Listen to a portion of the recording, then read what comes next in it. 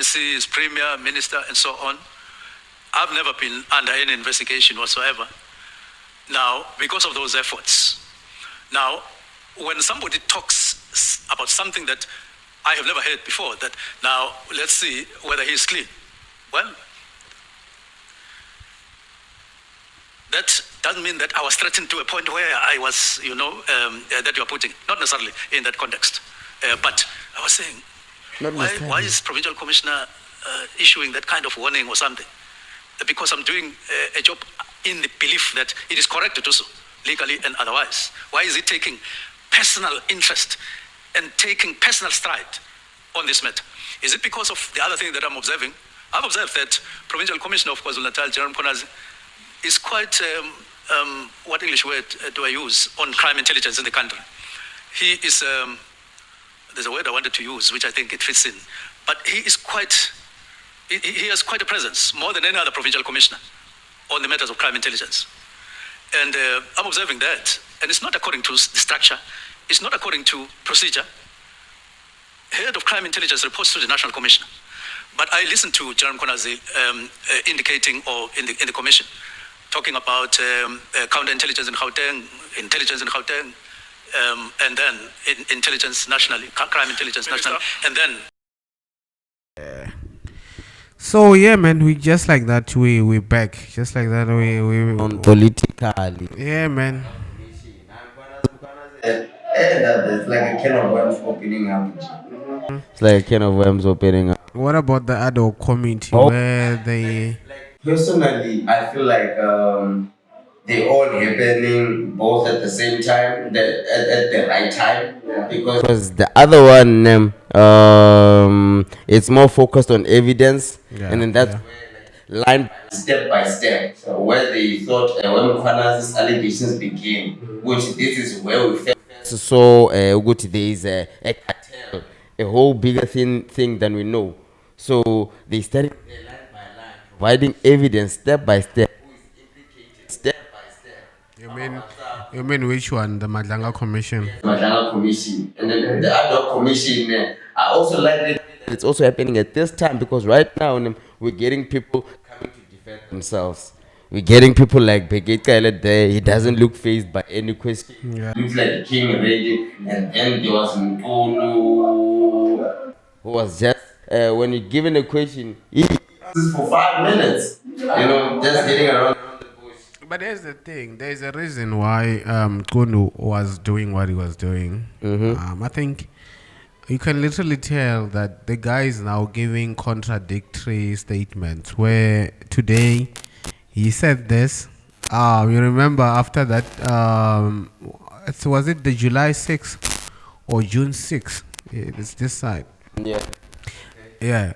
When Mkwanazi came and then he gave that address, people like Senzo Mchunu came out and started defending themselves on the media. Even Sibiya. Yes, even Sibiya. And now when they are summoned to these commissions, they are saying things that are different to what they said then. Mchunu started by denying that he has any knowledge of who Brown Mokgotsi. And then now when he's cornered there in the adult committee, what is he saying?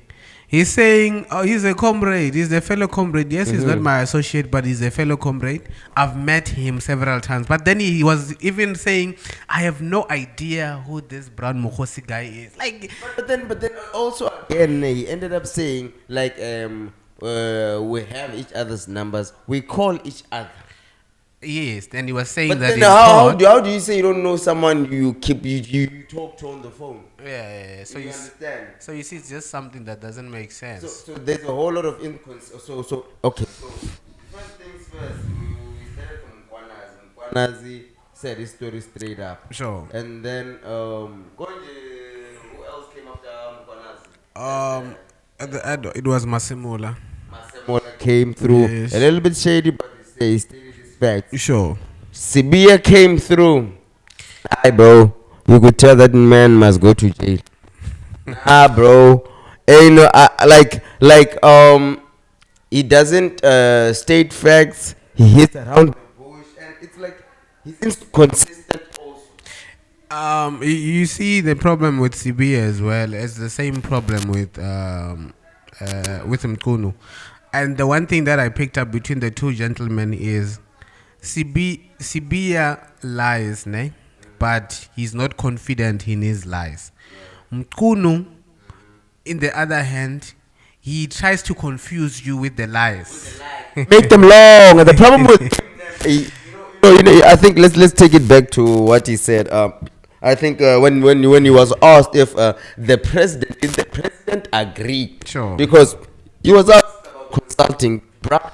Like he just got in the office. Sure. You have no knowledge of the office, and then you don't know how things really operate. You can't just make an executive decision on something without consulting, and then he claimed he consulted the president, and then when they keep asking him, he said he briefed the president. You know, the most interesting part for me was when he was asked as to, after he was put on a suspension or put on leave, did he immediately step away from his duties? And then he was like, yes, immediately, but not immediately. And they were like, okay, when did you? And then he was like, no, immediately, I don't mean now. What do you mean? I mean, maybe after 2 weeks. So when they said step down from your office, Immediately. you didn't take it as in now. What was he still doing there? Trying to clean up. He was still trying to clean up because. So he was still at the office operating after he was told to take a sit down. Sure, I think you're. So he didn't vacate the office immediately, as in now, but he immediately went on that leave, the paid leave that he's on. So, but I don't think, but now, and I'm like, I don't think any of that helped him, because also when the police went to his house to do the search and seizure raid thingy, the guys, when they went to his house, they were stopped. The police were stopped by other police, or else everybody complied to the raid. But you can run, but you cannot hide. That's the thing. No. Right now, the Shadrach is that. Yeah. Because today in the Madlanga Commission, evidence is coming out that some guy, there are traces where some guy on the tender, who is it? Is it called? No. I want to talk about the guy who's not seen on camera, but his evidence is witness. Okay, so witness today is three. witness C. On witness 3 or C. Yeah, so witness C today, Sure. he's talking about how when Cat Matela's tender, Yeah. he was getting paid for the tender in the police department. Sure. Sibiya would get a share. Yeah. So now things are just coming out and he's providing evidence of those things. So it's And alleged. there's a point where we're saying there was always money moving around. Some money will then be taken or delivered by some cars. Who are being there's this general and yeah, and then there's this some cars. Biri something. Yeah, as well. He was implicated as well as to how the money was moving. But the interesting part now, I think, from yesterday is the part where if you check what Bheki Cele is saying and you listen to some of his statement in the testimony, I feel like he's 40% revealing the truth about a lot of things and things that are happening within the SAPS. As much as, yes, he might not be revealing 100%. Yes. But he's someone who is ready to speak out. And it kind of feels like and he's it's not something scared that of he's anyone, always bro. wanted to say. He's not scared of anyone, bro. He said that Mchunu, it was not the right what you did. Sure.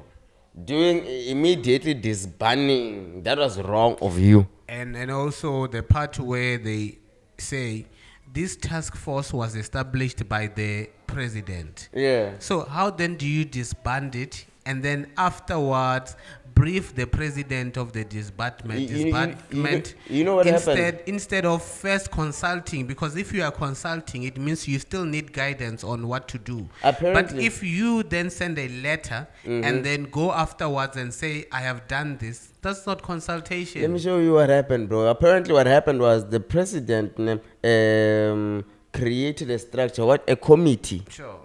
The committee then, where there was the Minister of Police, Minister of Defense, different ministers, the president consulted them first, and then those guys, they decided, oh no, the PKTT is the right thing to come up with. And then they told the president and they agreed. And then they announced the PKTT. So even the president consulted for the inception of the PKTT. He created a group. You understand? And then now Mchunu saying, because now it was a new administration, that committee was disbanded. But no, you are entitled to be part of the committee, even in a new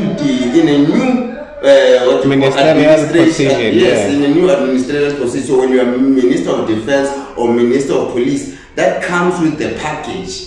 So now you automatically discredited that community or what would you call that? The community and the task force itself. The thing that created the thing that created the ministerial committee. Yes, the ministerial committee neglected it, and because maybe he was the chair, he didn't revive it. He just let it die, and then that's why he is saying he just had to make that executive order because that committee doesn't exist in the new administration. So, but here's the thing again with Mchunu. I think from the testimony that he was giving, he sounded like somebody who's trying to hide a lot of information from the public, and as a result, people kept on seeing through the lies, and even the members of parliament as well. At some point, they were getting frustrated because you ask a simple question that needs a yes or no, the man will elaborate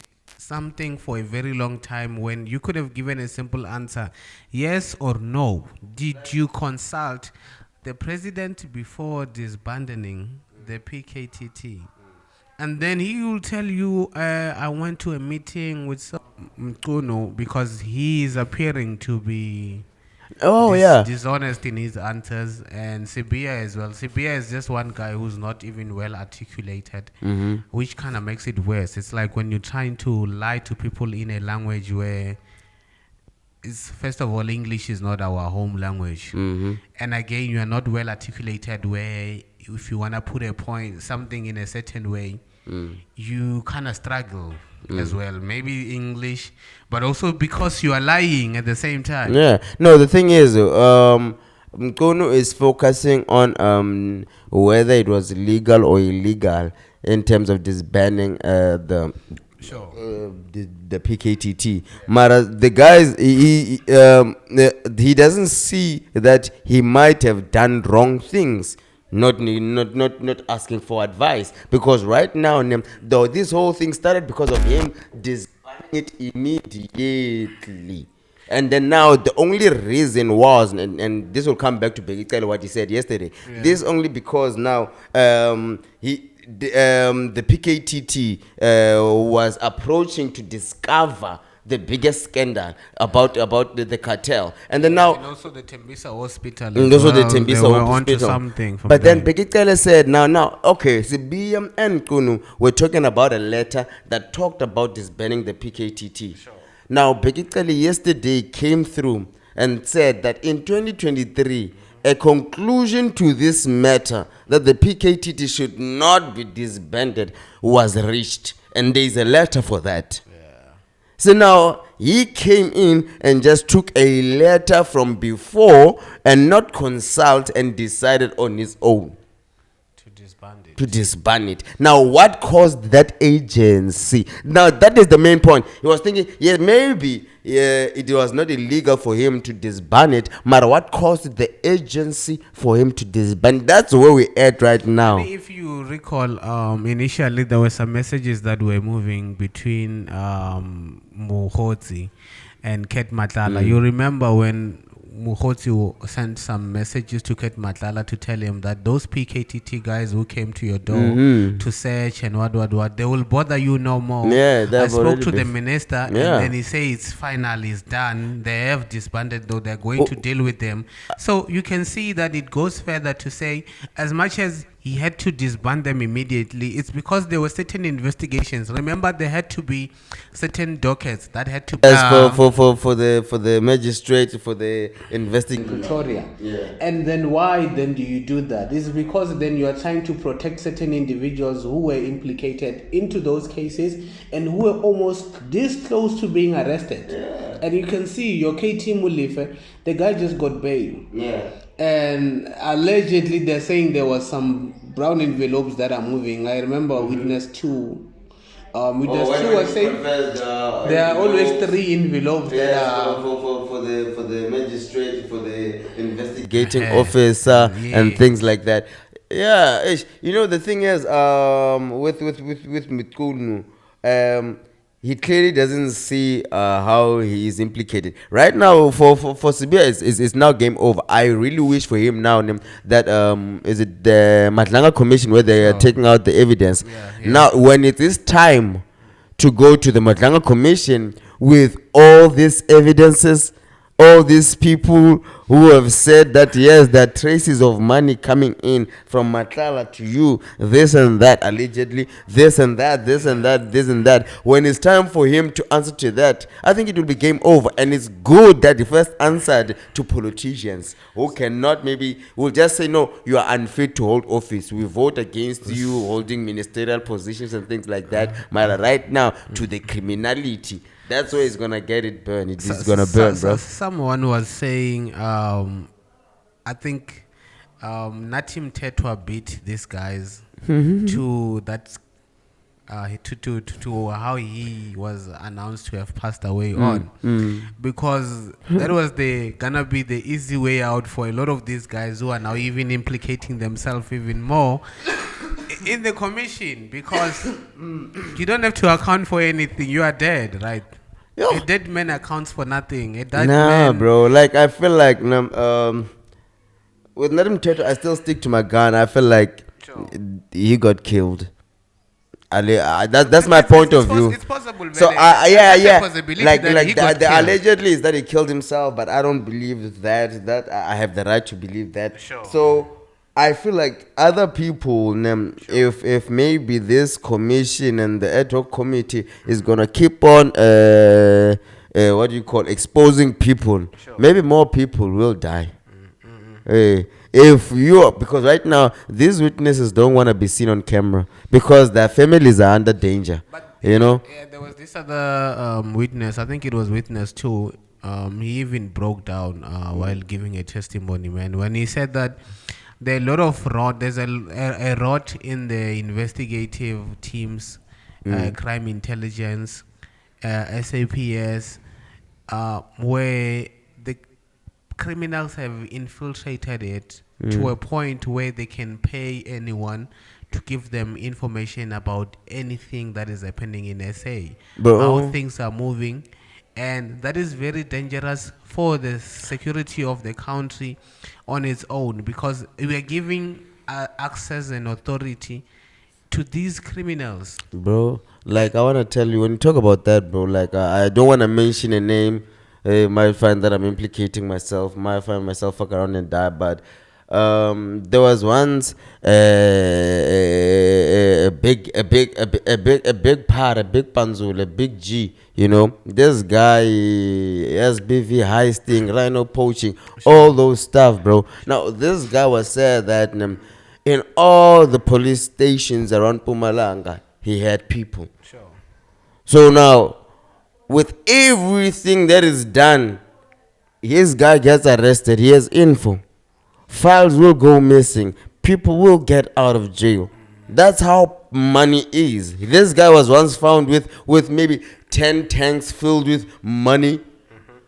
Jojos, imagine. So with gangsters like now, they can buy your dreams, bro. You're earning a mildly 10,000, mildly 15K, mildly 20K, and they come through with a once-off payment. So, you know, my boy, I'm gonna give you 150K. Get me that docket. There's this statement You that won't was take said it. by Senzo Mchunu about Minister Mkwanazi. Let me try to play it if it's gonna play. Yeah. We're directed to ensure we use them optimally. Now,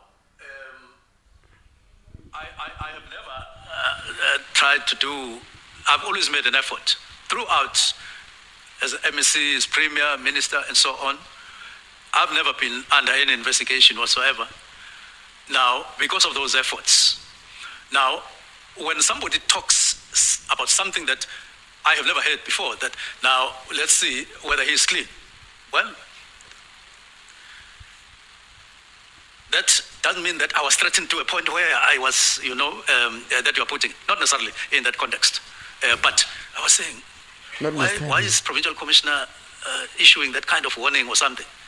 Because I'm doing a job in the belief that it is correct to do so, legally and otherwise. Why is he taking personal interest and taking personal stride on this matter? Is it because of the other thing that I'm observing? I've observed that Provincial Commissioner of KwaZulu-Natal, General Mkonazi, is quite, what English word do I use, on crime intelligence in the country. He is, there's a word I wanted to use, which I think it fits in, but he is quite, he has quite a presence, more than any other provincial commissioner, on the matters of crime intelligence. And I'm observing that, and it's not according to the structure, it's not according to procedure. Head of crime intelligence reports to the national commissioner. But I listened to General Mkonazi indicating, or in the commission, talking about counterintelligence in Gauteng, intelligence in Gauteng, and then intelligence nationally, crime intelligence nationally, and then report going to him. So I'm concerned about that. Like, I'm trying to make point of, he's saying he's concerned that Mkwanazi seems to have a greater presence. Like, okay, so now, wait. His first statement, like he said, I felt threatened to a point where I thought that I thought I was doing a good job. Yes. Or is it because I'm analyzing this other thing? Wait a minute. Yeah. He's now assuming Mkwanazi knows that Mchunu sees that he has a big presence. So now he's putting judgment that Mkwanazi knows that I'm observing that he's famous among the criminal intelligence and he's not vying under procedure. Maybe that's why he wants to investigate me. Are you serious? Mkwanazi doesn't even know that.